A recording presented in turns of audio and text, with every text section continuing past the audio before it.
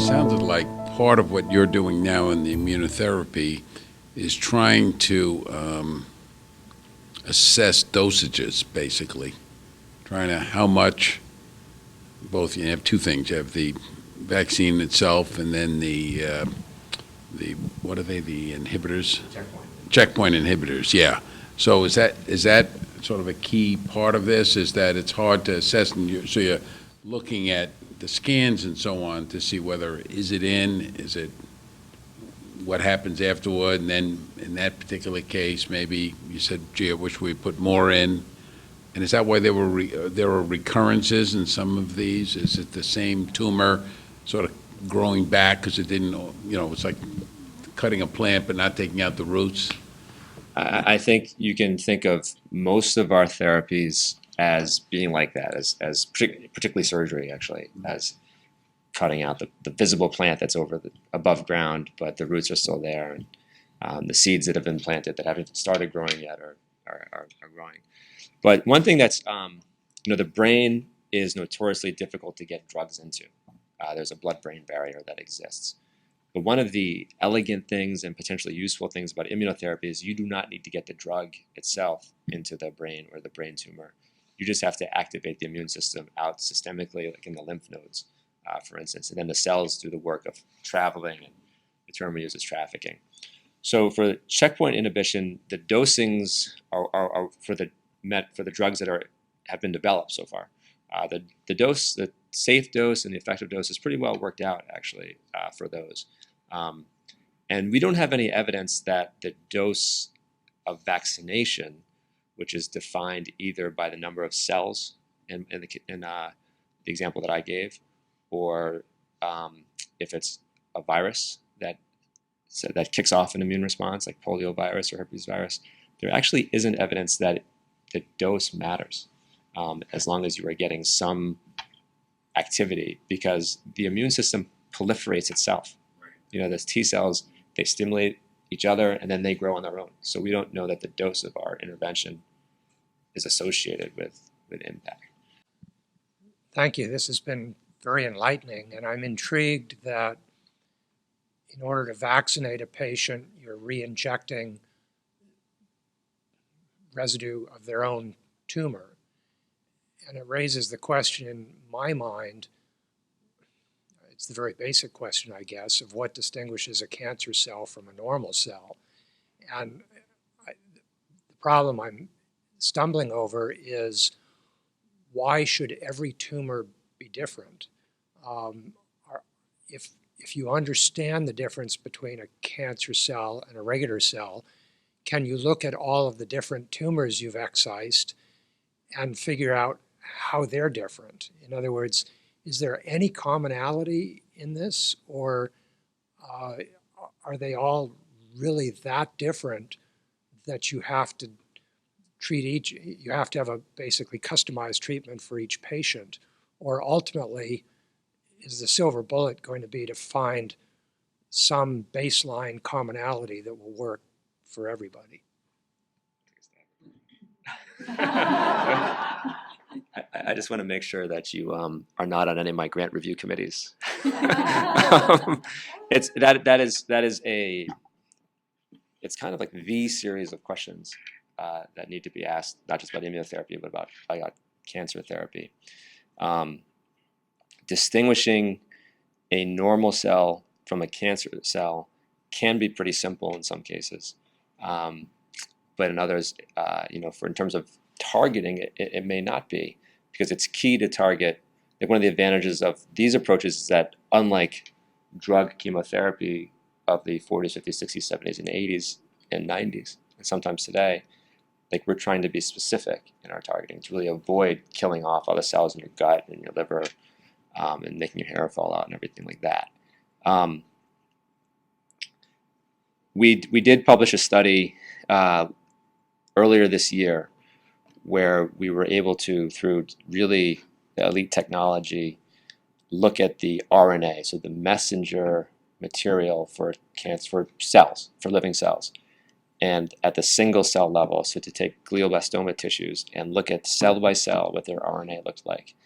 And one thing that distinguishes glioblastoma is that literally not just every person's tumor is different than another person's tumor, every cell is in some way different than its bystander cell, than any other cell. And so you can imagine trying to target that, with a drug, with a single targeted gene. It's nearly impossible to do that in a durable way, which is, I think, why if we can get our immune therapies to be really active in the brain and to catch up with these pretty relatively fast-growing tumors, we have the chance to employ the diversity that the immune system pretty uniquely can operate more effectively than any targeted therapy.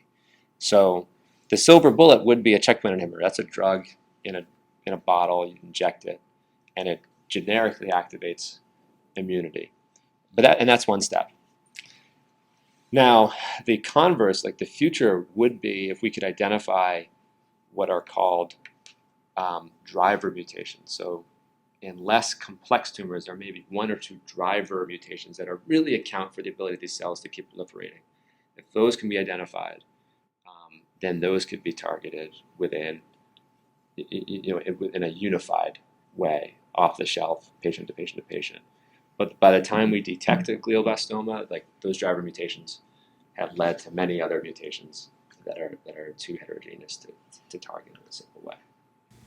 Let's see, heterogeneity of the brain tumor, is that typical of cancerous tumors, or is it much greater or almost unique?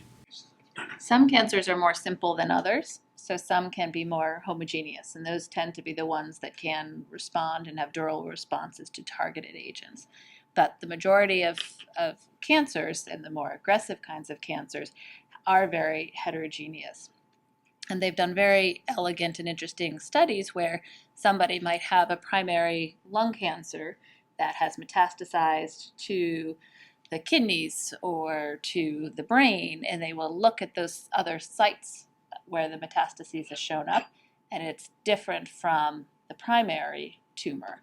And so there's Darwinian pressure for these tumors over time to evolve and change. This is really over the top, I guess, but it just Don't mean to be too disheartening. Thinking of it, if you could take a big piece of a tumor and you were able to do these measurements that would show this, are there any math geniuses trying to see, is there any mathematical relationship between, that almost could be predictive in a sense and could be showing the linkages? Because the idea that it's random heterogeneity in the human body doesn't seem to make sense to me. There's some of it is random, some of it is pressure based on the prior treatment somebody has had before, and that sort of forces the tumor to grow down, or a subclone of the tumor to grow down a particular pathway. The other thing that's may be happening is that if a metastasis takes root in the brain, there's that soil in the brain may cause a certain type of or a certain array of mutations that would be different than the soil in the kidney. That might also promote a different type of mutation profile. But these are all being worked out, and there's a lot of interest. And also, in partial answer, there is an entire field of bioinformatics that has grown up around this issue and making sense of. This is the era of big data, right? And so we get a tremendous amount of data, which on a heat map, it's called, you can't interpret without a computer program and an expert. And that's where most of the most recent information about mutations from a person to person tumor come from. There are some cancers that are targetable. Like if you think of the biggest success stories in cancer research over the last couple of years, and I don't know if anybody knows anybody that has had leukemia, but that's CML. It's driven by one particular mutation, which can be targeted with a drug called Gleevec, and that working on 20 years, I think, in that. Certain mutations in melanoma you can treat with an inhibitor of that activated gene, and it just erases the tumor. Now, it does come back at some point. It does, most of the time. Certain subsets of breast cancer, even if it presents in a somewhat disseminated fashion can be cured. But it's subsets of disease. It's not the majority of patients with any particular tumor. As you look forward, how optimistic are you? Can you put some time horizons around how you think some of this plays out? I mean, that's incredibly hard to do, but what would you guess? I think we're making incremental progress in the right direction, and I think the more this concept of big data and bioinformatics that's being developed, there are new algorithms that are being developed around analyzing these large databases of patients. So there's a big push to try to consolidate patient information to see what shakes out with these bioinformatics tools. Something like the Broad Institute does a great job of really trying to figure out ways of looking at different genetic mutations and trying to find the underpinnings of disease. So I think it's going to be years because right now we're really at the discovery stage, and so we're pretty good now at identifying potential targets or different types of mutations.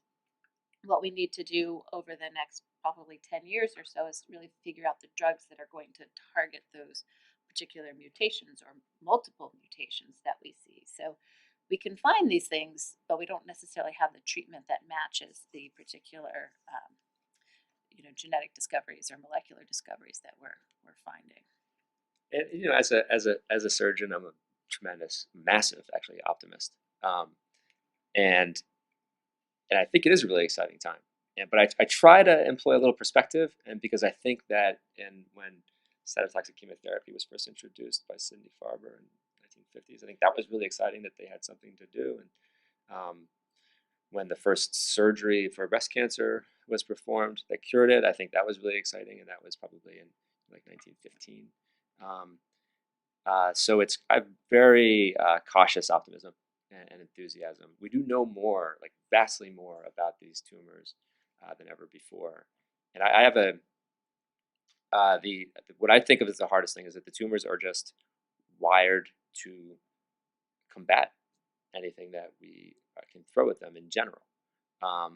And so I have a vision or of the relatively near future, I think, where some of these cancers, if we see them early enough, if we develop ways of understanding what our therapies are doing in real time that are non-invasive, like this kind of imaging or like blood tests that actually can pick up the cellular changes, we may be able to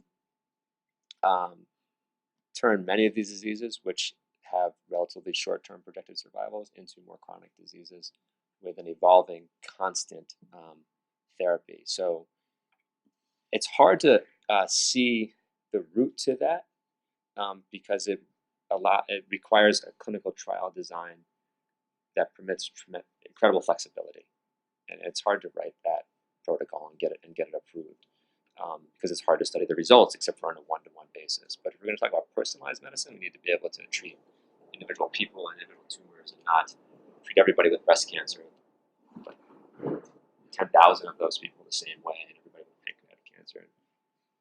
But I do see. I think it's going to take a lot of collaboration, basically, and a little bit of faith to move in that direction more quickly than we're headed right now. But I do think that's a possibility within my professional lifetime. So. Other times when the audience sort of got to this point, they said, "What can we do?" And you said, "Well, call your congressman and call the NIH." So I've actually had a couple of discussions with Seth, who's our congressman, with Joe Kennedy, who's probably your congressman, and they're interested, but this isn't core to either of their platforms. And can you think of something that we can take back to them that's focused enough, narrow enough, that actually we might be able to ask for some action? And you can think about that too. Yeah, no. I mean, there is so funding at the level of at the NIH, at the National Cancer Institute, the NCI. My impression is that it follows the with both the overall federal budget, and it's an incredibly small portion of it. The NIH budget is vanishingly small when compared to other big ticket items like defense, for instance. But the priorities are driven by relatively few people actually that run the institutes. And so the priorities currently are some of the things we've alluded to, genomics, sequencing, things like that. One of the things that's hardest to do, to fund, is small scale clinical trials looking at, treating 10 to 20 patients with something that's entirely novel. If there's evidence preclinically or in other diseases that it works, you can get a drug company to apply their drug that exists to maybe a new set of patients if they're interested in. But it is very hard to get the federal government to give you money to treat patients. It's just not there. It's not their priority, and hasn't been since I've been in the field. And so, for instance, this trial that I described, the vaccination trial, we've, I mentioned we use the patient cells. We also have engineered another cell line that we would inject alongside the tumor cells that we are really excited about, that will help overcome some of the immunosuppressive forces that the tumor creates. But it is almost impossible outside of philanthropy or outside of foundations to have enough funding to treat a significant number of patients. And there is no granting process at the NIH for that. And that doesn't make a lot of sense to me, because that kind of work is going to come out of universities. It's not going to come out of industry. They're just not going to invest in something like that at that beginning phase. There are some things that don't necessarily cost much money. You as a doctor, do you have to have an approved, a pre-approved study like this that's properly funded and been vetted and gone through committees and all kinds of stuff? Or can you just sort of get an idea and go rogue and say, if you get the patient's permission, here's an idea of something that I think might work. Are you willing to take a chance? And we'll give it a shot. Where's the line between all the bureaucracy and the red tape and the proper structure? And I understand there's a reason for that. But how much latitude do you have if you've basically got the hospital equipment and everything there, and it's not so much a matter of money, it's a matter of somebody trying something? How much freedom do you have to do that? So if you're doing anything that's considered research and you're putting together a group of patients and you're going to go publish it in a peer-reviewed journal, which is really the gold standard for how we can validate our work, you have to go through the IRB and get it to the Institutional Review Board, which is the regulatory board that approves all research on human patients. So they're very strict guidelines that if you are going to do anything that's sort of outside of the box, particularly on a group of patients, you have to have it reviewed. And all the journals where you go to submit your manuscript will say, do you have Institutional Review Board approval for the work that you are about to publish in my journal? And if you don't have that, they won't publish it. Now, if you're working on an individual patient and you're sort of running out of options, you can sometimes think out of the box, but that really works more for an individual patient rather than, I'm not going to go publish that results, but if somebody has very limited options and this drug has worked in a different type of cancer and maybe will work in this person's cancer, I can, get an off-label use for that particular drug for that individual patient. But if it's going to be formal research that's published and presented and accepted by your peers, you really have to go through the hoops. And that exists, primarily to protect patients, and is actually a direct outgrowth from, it's called the Helsinki Accords or protocols, which comes out of like the Nuremberg trials in Nazi Germany and experimentation. But one of the big findings, for instance, in glioblastoma is the use of a drug called Avastin, which blocks the growth of blood vessels in tumors. And that came to our field because it was a drug that was showing promise in colon cancer. And there was one oncologist in Texas who just tried it on a couple of her patients, and their tumors shrunk right up, and it kind of ignited the field. And then within a couple of years, there was FDA approval. But that sparked trials. Right. It had to go through trials to get approved. And another example is for benign brain tumor that I treat commonly or operate on commonly called craniopharyngioma. One of our colleagues had identified that they have a certain mutation that is targetable in melanoma, and so we had a patient with a difficult tumor. We tried that drug, and it shrunk it up, and that's now leading to a multi-center, multi-patient trial for that disease. So I think that if you try something in somebody that's never been tried in any other patient without going through the proper regulatory bodies and hoops, you run the risk for everybody. But I think that's probably appropriate. Because patients just aren't, in general, one of the things about medicine in the market, those aren't informed consumers, really. They might end up, they also can take advantage of people that may be in desperate or perceive themselves to be in a desperate situation. So I have a patient with lymphoma in her brain, and she's gone through a stem cell transplant. She's had multiple therapies for recurrent primary CNS lymphoma, but there is a drug that's been FDA approved for lymphoma outside of the brain, but it's never really been studied in primary tumors. So I still had to go through hoops to get her insurance company to approve this drug, but they eventually let me approve it. And so, there'll be if she has a nice response, then it might say, okay, well, maybe we should actually go through the more regulatory hoops of putting in a formal clinical trial protocol to test it in more patients. So you have to, some of this is serendipity and sort of finding the right match and then moving it forward. It just made me think of, and partially answer the question you asked of what to talk to Congress about, is about brain tumors. Is you may have noticed we're talking about checkpoint inhibitors. I was talking about melanoma and lung cancer, but not that much about glioblastoma yet, because those trials have started relatively recently. And the reason for that is that because of numbers, there isn't a perceived market by Bristol Myers Squibb and Merck for brain tumors.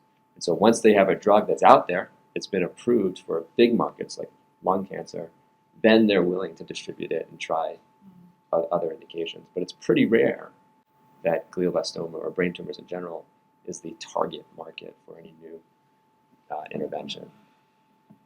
So Europe has their version of the NIH, and actually Europe has a really good clinical trial structure, and they actually facilitate collaboration across clinical trials. So we're moving towards that, but this institutional review board that I mentioned, that all clinical trials have to be approved via the IRB before you can open it on patients. Europe has sort of a centralized IRB. So rather than each individual site having their own individual IRB approve it, there's sort of one central IRB that can approve the clinical trial, and then it can open in multiple sites. So they've tried to streamline their regulatory process a little bit more to make it a little more fluid to open these clinical trials. They also sort of have a different culture than we do in the United States. And in the United States, we have this culture of autonomy and patient autonomy, and really turning the decision for treatments back to the patient and saying, these are sort of the three different things that I could offer you. What do you want? And there's some benefit to that. Europe, they have slightly less autonomy, this idea of autonomy, and they are much more comfortable in enrolling patients in clinical trials rather than sort of doing more standard of care approaches or not doing much. So Europe is a big site of trials, and Asia is starting to do some more, but it's hard. China doesn't do a lot of clinical trials. Japan does some. South Korea. Australia sort of picks up as well. There's actually a really interesting sort of international glioblastoma trial that's in the development stage. And I was thinking about talking about this, and then I sort of cut it out at the last minute, but maybe I should have with that question. So this is a really fascinating study that is going to be done in Europe, here, China, and Australia. And it's an adaptive trial for patients with glioblastoma. And so it is all funded by foundations. So the National Cancer Foundation, the National Brain Tumor Society, and a couple of other foundations are funding this trial. And the idea is that patients will be enrolled to one of many different drug arms based on their own individual characteristics. And the trial is going to go on, and they're going to continually reassess patients as they go through treatment. And as we learn more about individual patients' response to treatment, certain arms are going to be dropped off, maybe another arm is going to be added in. So that's why it's called this adaptive trial design. And that's not something that the NIH likes to do. They don't move that quickly, and they don't fund really adaptive clinical trials. And so that's why the funding is coming through foundation support. And so that trial it's really just in the concept phase at this point. And so it'll be a very interesting trial to do this international GBM glioblastoma trial. So about clinical trials, one of the most effective groups of patients and physicians is actually kids in the United States. So almost, I think more than 80% of kids with cancer are enrolled in a clinical trial, as opposed to a really small percentage of adults in the United States with cancer. And I'm not exactly sure why that is, but they're able to move relatively quickly and effectively sometimes, but relatively quickly in accruing the trials and actually coming up with concrete answers. It might have to do with kids are basically they're all insured. They all get to specialized centers through referral patterns. That might have something to do with it. And their parents want them to Push for it. everything.